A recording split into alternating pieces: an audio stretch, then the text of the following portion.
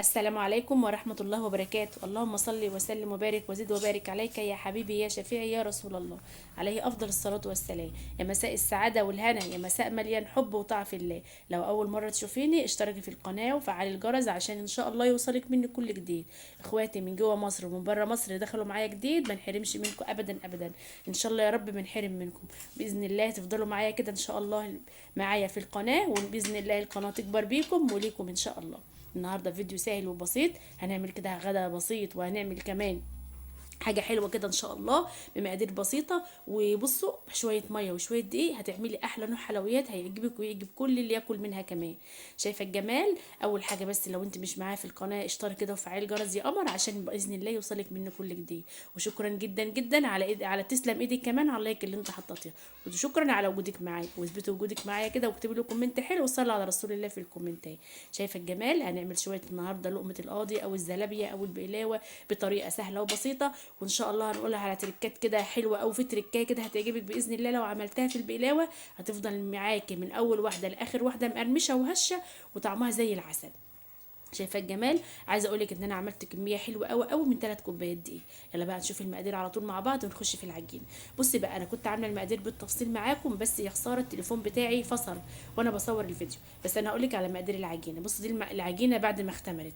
هقول لك بقى على مقادير العجينه: 3 كوبايات من الدقيق، 3 معالق نشا، معلقتين زيت، معلقه كبيره من السكر، معلقتين خميره فوريه. بس كده. وما ننساش طبعا ذره الملح او رشه الملح. هتعجني العجينه، وبعد ما تعجنيها هتعجنيها بميه فتره تدفي الميه لان طبعا الجو بارد، وتسيبيها تخمر. هتاخد معاكي حوالي 3 كوبايات ميه او على حسب نوع العجينه بتاعتك، قصدي كوبايتين ميه على حسب نوع العجينه، ونسيبها على جنب لحد ما تختمر. يلا بقى ندخل نعمل الغدا بتاعنا. هنعمل شويه مكرونه كده النهارده زي العسل. بصوا بقى، كانت في واحده مكلماني وبتقول لي ان انا كل ما اعمل مكرونه السايبه بتبوظ مني او بتعجن وكده. بصي يا امراي، انا عملت معاكي كيس مكرونه سايب اهوت، وكيس كمان كان عندي كيس كده ايه متغلف، يعني هوريكي بس المكرونه تبقى مفلفله وزي العسل. وطبعا بقى شويه زيت كده، حطيت المكرونه تتسلق على النار، وشويه زيت في الحله، ونزلت بشويه توم كده دقاهم او فرماهم ناعم. هبدا اصفر التوميه وهنزل ايه بالطماطم على طول عليه. هنعمل التسبيكه بتاعه المكرونه. انا هعملها ايه معاكم؟ إيه المكرونه المسلوقه يعني العاديه اللي احنا بنعملها. بس جبت طماطم بقى، ولازم تصفي الطماطم عشان تطلع معاكي تسبيكه المكرونه حلوه ورايقه كده وزي العسل. بص الجمال. نضيف بقى شويه فلفل اسود، نضيف شويه ملح، نضيف شويه شطه لو انت حابه المكرونه معاكي تبقى مشطشطه. وهقلب بقى التسبيكه واغطي عليها واسيبها. هوريكي بقى شكل المكرونه بعد ما نصفيها. بصوا الجمال، ادي المكرونه يا حبيبه قلبي. إيه صفتها معاكم اهي. تبصوا، لا معجنه بقى ولا مكسره ولا اي حاجه. ودي والله كيس سايب وكيس كان عندي، بس انا جايباها نوع واحد. شايفه المكرونه زي العسل، مفيش حبايه ماسكه في التانية. هقول لك بقى على حاجه علشان خاطر المكرونه ما تبص منك. اول حاجه لما تسلقها في النار ما تغيبهاش على النار. بصي طلعها نص سوا، يعني اسلقيها نص سوا بس كده، وصفيها على طول في الايه في المصفى. ولما تصفيها في المصفى لو لسه التسبيكه ما اتسبكتش، ما تحطيش عليها ميه ساقعه خالص تغسلها بميه ساقعه وتقولي ايه عشان تفرفر، لا. انت ممكن تعملي حركه الميه الساقعه دي لما تيجي تسقطي المكرونه في التسبيكه عشان تفرفرها بس، بتبقى المكرونه ماسكه ببعضها. تضيفي ايه شويه ميه ساقعين كده بسيط كده تفرفري المكرونه بس، وتحطها في التسبيكه وزي ما انت شايفاها زي العسل قدامك اهي. وطيت على المكرونه بقى، ويلا نعمل الشربات بتاعنا. الشربات بتاع البقلاوه عباره عن ايه: 3 كوبايات من السكر، جبت حله كده زي ما انت شايفه، وضفت 3 كوبايات من السكر، وهضيف 4 كوبايات من الميه. الكوبايه الكبيره اللي معايا ديت اللي هي البنفسجي دي بتاخد كوبايتين ميه كبار، فانا ضفت مرتين اتنين اهو. بدي كده 4 كوبايات ميه، وهرفعها على النار. اسيب النار عاليه لحد لما تغلي. هبدا اوطي النار شويه وهحط عصره ليمونه طبعا، واسيبها 10 دقايق بالظبط. وبعد العشر دقايق هطفي على الشربات بتاعي، هيكون كده جاهز معايا. بعد ما يبرد بقى هحطه يبرد واسيبه على جنب على ما العجينه بتاعتي تختمر. يلا بقى هنعمل شويه بطاطس كده جنب المكرونه. إيه بصراحه انا كنت عايزه اسلقها يعني، بس ايه ولادي قالوا لي يا محمرها لنا صوابع، فقلت هحمرها صوابع معاكم برضه اهوت. جبت كام 3 حبات بطاطس كده وقشرتها وقطعتها صوابع زي ما انتم شايفين. وانا بحب البطاطس تكون ايه الصوابع تخينه شويه، يعني ما بحبهاش رقيقه قوي كده.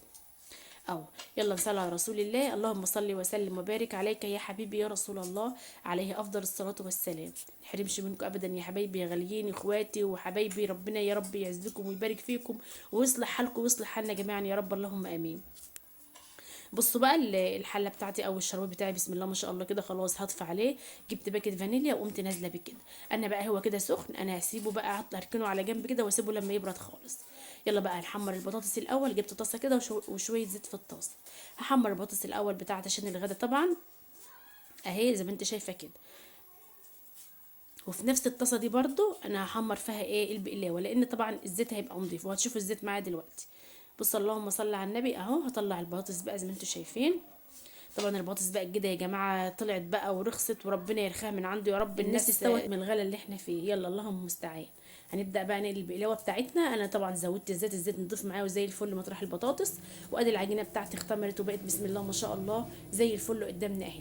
طبعا معايا معلقه صغيره كده بقى عشان خاطر اخد بها العجينه. هبدا بس الاول انزل الخمر بتاع العجينه بتاعي علشان خاطر العجينه في الزيت ما تاخدش يعني ايه بمعنى اصح كده، يعني ما تبقاش خمرانه قوي كده في الزيت او نفشه قوي كده.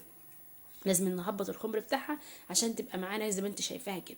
وهجيب المعلقه بقى كده واخد كوره صغيره وانزل بها في قلب الزيت على طول. وباللي بقى المعلقه كده ايه من الطاسه بتاعه الزيت زي ما انت شايفه اهو عشان تنزل معاكي بمنتهى السهوله. ممكن تبلها بميه، ممكن تبلها بزيت زي ما انت عايزه بقى. بس انا كنت بحط المعلقه كده في الزيت واخد من العجينه وانزل على طول ما شاء الله، وكانت بتنزل. شايفه العجينه عامله ازاي بسم الله ما شاء الله، هشه وخفيفه وزي العسل اللهم بارك اهو. العجينه بتقب ما شاء الله وهشه ومفرغه كده من قلبها. شايفه الجمال؟ طبعا الفيديو شارح نفسه او شكل العجينه باينه خالص عامله ازاي في الفيديو. نبدا بقى نقلب على طول، طبعا نكون ايدينا سريعه علشان خاطر نخلي البقلاوه كلها تطلع لون واحد. وانا هقول لك بقى على التركايه اللي هتطلع معانا البقلاوه مقرمشه لاخر واحده ازاي بقى. ان احنا هنحمرها على مرتين او هنديها لونين، يعني هنطلعها مره كده بعد ما تصفر كده شويه وبعد كده هنديها لون كمان. هي طبعا اول دور معايا خد مني لون، بس ان شاء الله بعد كده هديها لون خفيف خالص عشان لما اجي احمرها المره التانية تاخد معايا لون ذهبي وتبقى زي العسل. شايفه الجمال؟ شايفه شكلها عامل ازاي؟ كانت صغيره ومحندقه كده وزي العسل. هبدا اطلع على طول الشويه دول كده الاول اهمت. وهبدا اقلي كمان شويه برضو، يعني هقلي حوالي كمان طصين كده عشان ايه احمرهم التحميره التانية ما ياخدوش معايا وقت خالص. ايه رايك بقى؟ والله العظيم الطريقه سهله جدا وموفره، وان شاء الله باذن الله هتعجبك جدا. بشويه دقيق وشويه ميه وشويه خميره هتعملي احلى نوع حلويات وهيعجبك جدا وهياكل كل حبايبك. ايه رأيك بقى في الجمال؟ اللهم صل وسلم وبارك عليك يا حبيبي يا شفيعي يا رسول الله، عليه افضل الصلاة والسلام. انزلي يا قمرية كده واكتبي لي في الكومنتات وصلي على رسول الله يثبتوا حضورك معايا. وقومي بقى جربي كده، لو هتعملي حتى كوبايه دقيق واحده، المقادير سهله طبعا وموجوده في كل بيت. هتجيبي كوبايه واحده وتحط عليها معلقه نشا واحده، هتحط عليها معلقه زيت، هتحطي معلقه خميره معلقه خميره واحده برضو اي نوع خميره عندك. وتحطي ايه معلقه سكر ورشه ملح وتسيبيها لما تخمر وتقومي تعملي احلى نوع حلويات هتعجبك جدا جدا، مش هتكلفك اي حاجه. نبدأ برضو نحمر. طبعا جمال ابني كان معايا في المطبخ وهو اللي كان واقف ايه يساعدني في المطبخ، يعني بدأ هو يقلب معايا ورايا اهوت وانا ايه بحط في الزيت على طول. بصوا ما شاء الله اللهم بارك، انا بملى الطاسه بس كده وبعدين ايه اقلب على طول ايدي فيها على طول. وطلعت طبعا الطاسه التانية ايه صفرة شويه، يعني ايه اللون بتاعها مش غامق قوي زي الاولانيه، علشان لما اديها اللون التاني اعرف احمرها حلوه وتبقى مقرمشه كده وحلوه معايا لاخر واحده باذن الله. طبعا العجينه بسم الله ما شاء الله اول ما تنزل في الزيت بتقوم قايمه على طول وهشه ومفرغه زي ما انت شايفه وبتعوم على وش الزيت، لان طبعا هي خفيفه جدا فلازم هتعوم على وش الزيت كده. لو انت عملت العجينه وما عملتش معاكي على وش الزيت كده اعرفي ان في حاجه غلط ومش هتبقى هشه معاكي ولا حاجه، هتبقى قلبها مكتوم معجنه من جوه وقلبها مكتوم. برضو ايدي فيها على طول احمر على طول واقلب. بصوا اهي ايدي سريعه، طبعا انا مسرعه الفيديو بس انا برضو ايدي مسرعه في التقليب، يعني لازم نقلب على طول عشان كلها تاخد لون واحد. اه بص انا مطلعتها كده مصفره شويه الدور التاني دهوت، والدور ده برضو هطلعها برضو ايه يعني مصفره شويه اهو. بصوا ما شاء الله هبدا بقى احمرها واديها لون حلو ذهبي كده مقرمش.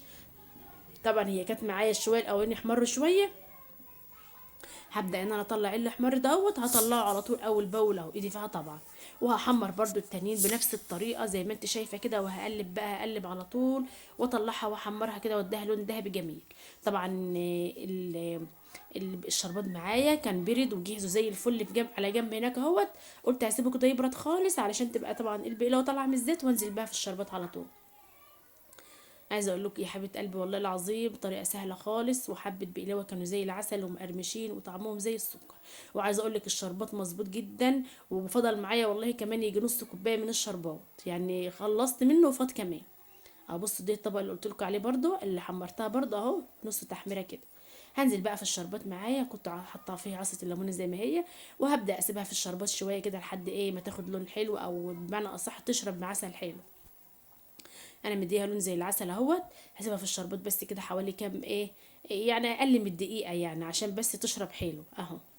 نص دقيقه كده ولا حاجه وهطلعها على طول. اللهم صل وسلم وبارك عليك يا حبيبي يا رسول الله، عليه افضل الصلاه والسلام. اهو خلاص بنفس الطريقه كده هنبدا بقى نكمل كله. طبعا بقى هنا كنت سايباها في الشربات شويه، بدات ان انا اطلعها من الشربات اهو. شايفه الجمال، شايفه شكلها وشايفه لونها واخده لون جميل ازاي وبتلمع. والله العظيم احسن من اي محل حلواني هتعمليها في البيت، مش هتكلفك اي حاجه، وسهله جدا وبسيطه. يلا الله المستعان. اللهم استرنا فوق الأرض وتحت الأرض يوم العرض عليك. اللهم آمين يا رب العالمين. وانصرنا اخواتنا في فلسطين وفي غزة وفي جميع البلاد يا رب المستعصبة كده يا رب. اللهم آمين. تنصرهم نصرا عزيزا مقتدرا يا رب. اللهم آمين يا رب العالمين. شايفة الجمال، شايفة هشة ازاي وحلوة ازاي، بصوا والله العظيم عسل. قلبها هش ومفرغة وطعمها زي العسل. طبعا انا كنت عمالة اكل ما كنتش قادرة اقاوم بس قلت لا كفاية عليا كده قوي، لان طبعا ما اقدرش اكل في سكريات كتير وكده. اللهم صل وسلم وبارك عليك يا حبيبي يا رسول الله. خلصنا الكميه بتاعتنا بسم الله ما شاء الله، كميه حلوه زي العسل. وعايزه اقول لك ان الحبه بقى التانيين اللي في الطبق دولت عملتهم بقى اشكال فضائيه. طبعا الشويه الاولين بسم الله ما شاء الله طالعين مسمسمين وزغنططين ومقطقطين زي ما انتم شايفين.